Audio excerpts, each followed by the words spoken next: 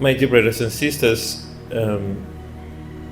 this question that Jesus addressed to his apostles who were afraid and terrified, he said to them, "Why are you terrified? Why are you afraid?" It can make us so, shocked that why would Jesus be asking such a question, knowing that these people were in danger. They were about to die. They were sinking. The wind was against them. And they say that the boat was filling up.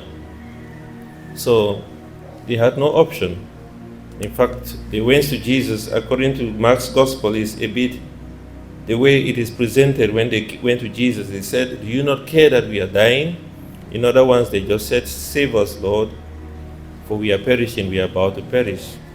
They asked Jesus, "Do you not care that we are dying? Do you not care?" And I think this is something that we are familiar with. At times we feel God does not really care about the situations in which we find ourselves in. But I just want to go back again to the question that Jesus asked the apostles, "Why are you terrified?" And I just want us to think about the different situations that we go through that makes us so afraid. Because being afraid is something that is common to us all the time. We think about that, not think about that, but we have that feeling of being afraid all the time. Afraid of what tomorrow is going to look like. Afraid if I'm going to make it. Afraid if I'm going to graduate. Afraid if I'm going to make my parents proud. Afraid if I'm going to get a good job. If I'm going to make it in life. We are afraid of the doctor's report. We are afraid of our high sugar level or blood pressure and all these other things. And being afraid is something that can be really dangerous, because once fear comes in, then faith disappears. Once there is fear, then there is no room for faith, because fear does not come from God.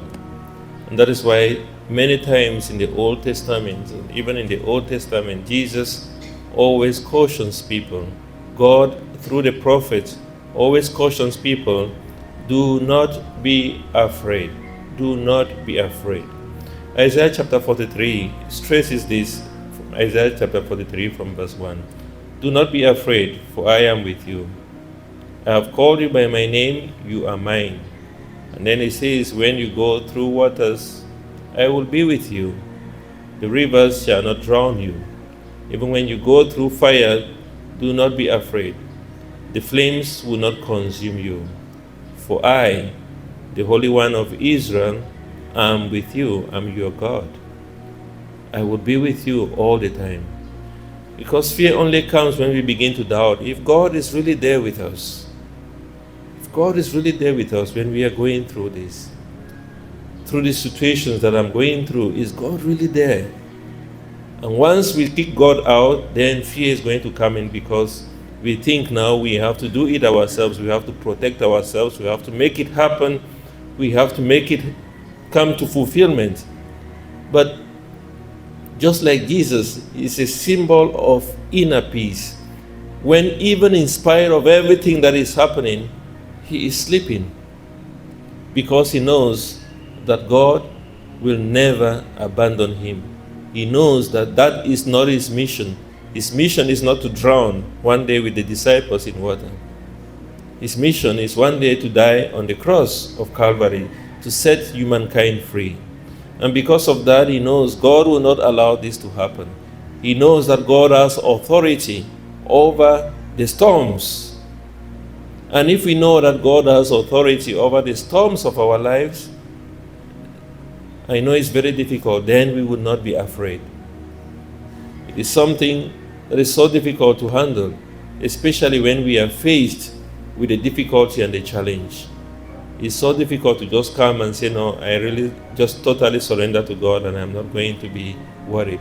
But if we truly surrender, if we truly believe that God is there, it is going to grant us a lot of peace and happiness. Because the more we get worried, the more heavy the cross will become. Especially if we cannot change that situation, especially if we are helpless in such situations.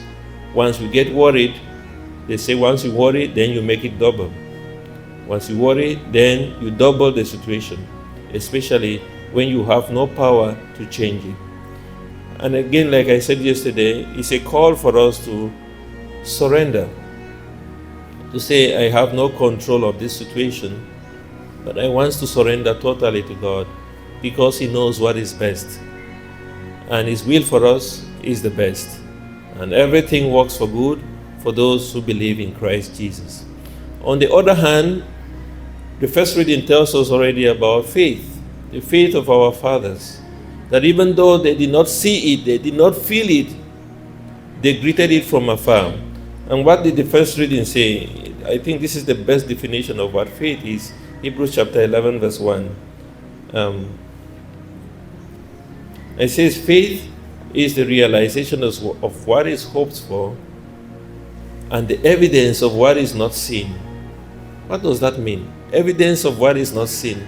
It's really a contradiction, because seeing something is the evidence of that thing. So when you say the evidence of what is not seen, is something beyond our imagination. This is something that science cannot handle, because science deals with reality that you see, you touch. But faith goes beyond that. Faith is the realization of what is hoped for and the fulfillment or the evidence of what is not seen. That even though we do not see God, even though we do not have a proof to say that He is there or is not there, we believe that He will never leave us or forsake us. We do not see Him, but we believe He is with us, because He promised us to be with us until the end of time. And that is why when Abraham, even though he had passed the age of having a child, and Sarah had passed also the childbearing age, he believed that what God had promised, he was able to do. Why? Because with God, all things are possible. And then we go back to the gospel. It says, why are you terrified? Where is your faith? Because once we are terrified, then faith disappears. And therefore, it's a call for each and every one of us that in spite of all what we are going through, in spite of our fears, in spite of the dark future that we do not know where it's going to take us to, it's so important that we hold on to faith and take away and kick out fear from our lives. Because in spite of that, even if we get afraid, we cannot change the situation. So why not hold on to faith? Why not believe the word of Christ when He says that I'm going to be with you until the end of time? Why not hold on to the words of St. Paul when he says that everything works for good? It's all coming together for your good. It doesn't matter what is happening now. It's all coming together for the fulfillment of who you are meant to be.